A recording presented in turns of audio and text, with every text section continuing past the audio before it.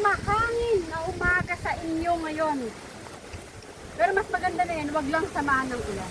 Okay na lang yung ganito.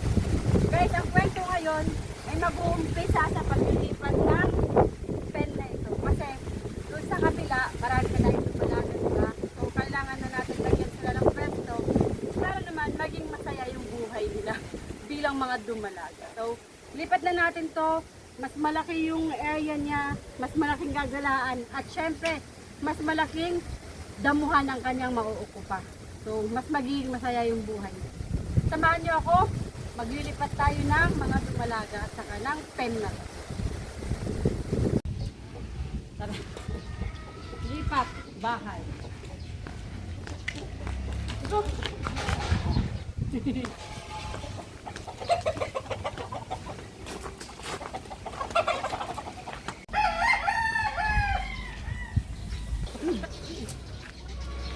Okay.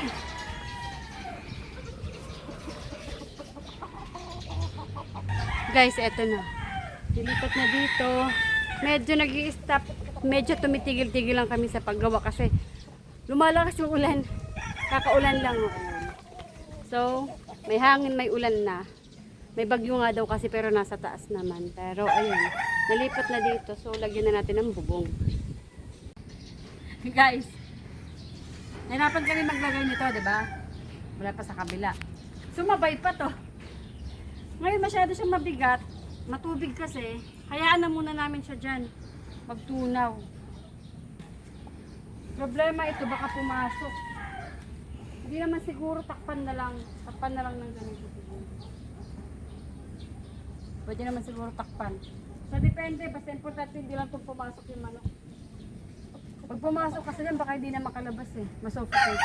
So, maglipat na ng mga manok doon para habang hindi pa umuulan, makapaglipat pa ng mga manok. Guys, ito na, nalipat na. So, pwede na itong gamitin ng tandang. Start na maglipat.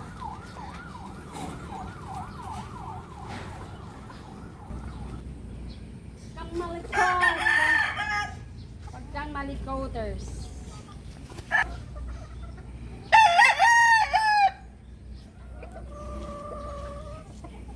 Lipat ko lang si Miss Yu. Tingnan niyo si Miss Yu. Ano na, umuulan man pero dry na yung kanyang balahibo. Palugon na rin to, palugon na. So si Miss Yu ang ating golden sweater. Lipat ko lang muna siya dito pero ililipat rin siya kung saan may mga damo.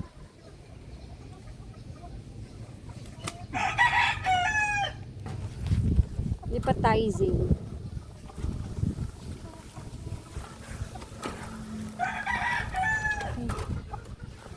Diba? Yan na si Miss Yu.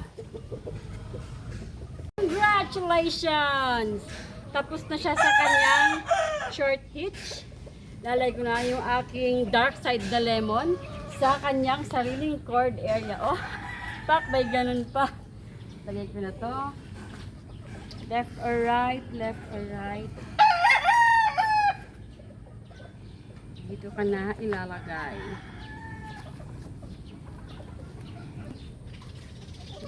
Yan na siya. Nalagay ko na. Medyo maano lang kasi yung dumi. Medyo matagal lang. Okay? So, tingnan natin kung gusto niya yung kanyang cord na mahaba, na mismong nakatali. Kasi, iba naman kasi pag naka-short hitch siya, di ba nakalakad-lakad siya. Ito talaga kasi, nakatali ka na. So, tingnan natin kung ano yung tsura niya, ano yung forma niya. Saan ka punta? Saan ka lang? Well, hindi siya gaano nagwawala. Hindi katulad ng ibang mga hindi nasanay sa short hitch, hindi na train. Ito, konting galaw lang siya. Kasi may nakita na ako na nilagay sa cord area. Nagwala talaga yung umiiyak pa yung skandalosa. Pero ito, okay lang, kalmado lang. Which is good. Guys, yung isang pen, nalipat na. Kuha ng mga girls. So, may pen na tayo doon sa kabila. Tapos may pen na dito. So, mga manok na lang ang kulang yan. Pero syempre, bago ang lahat, ililipat ka na muna itong mga pen dito kasi gamit na yung kanilang lupa, so lipat naman sila dito banda. Ayan. Nakikita niyo yung mga blind spot na yan. Blood spot na yan. Kalbo na spot na yan. Ayan. Pinaglipatan niya ng mga alaga. Bald spot na yan. No? Bald spot. Patse, kumbaga. So, ilipat na itong mga alaga dyan. Sila ang nakikinabang sa mga damo. Guys, mula doon. Ayan o. Nakaluwag-luwag sila. Nakakuha sila ng magandang lugar, magandang pwesto. Pero may pero kasi itong girls na to ay ililipat ko ng lugar. Para naman iba na yung nandito sa loob nun. It's time.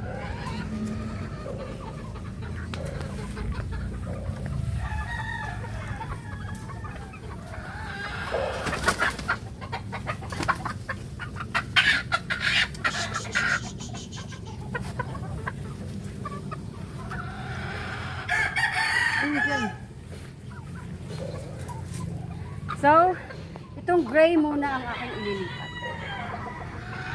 Dito naman siya sa tabi ng buko. Siya na lang. Ang kauna-unahang residente. Diyan ka muna. Antayin mo lang yung mga double cards. So, girls. So, guys, ngayon, girls and guys, ang kukunin ko ay yung pulot na bulik at saka yung anak ng lemon. Siya. Okay? I will get them. Guys, so, ito pala yung anak ni Lemony Snickets. Maliit din siya, oh. Ganda. Ganda ng katawan. Ayan.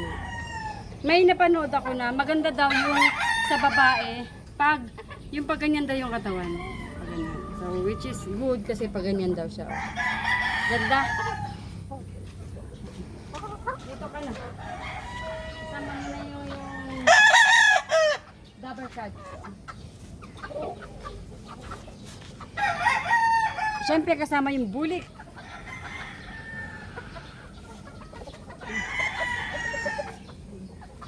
Ubusin niyo yung dyan. Damo. Ubusin niyo yung damo. Ay.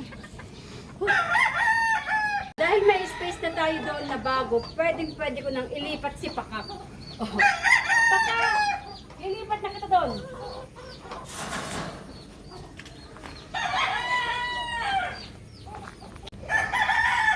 Si Pakak ay mag-isa lang dito. Tapos, lilipat ko naman doon yung kapatid ni Choy Choy. Guys, dito naman, kukunin ko dito yung ating catchcock, yung kapatid ni Choy Choy. Ayan o, yung anak ni Matsugapito na cobra.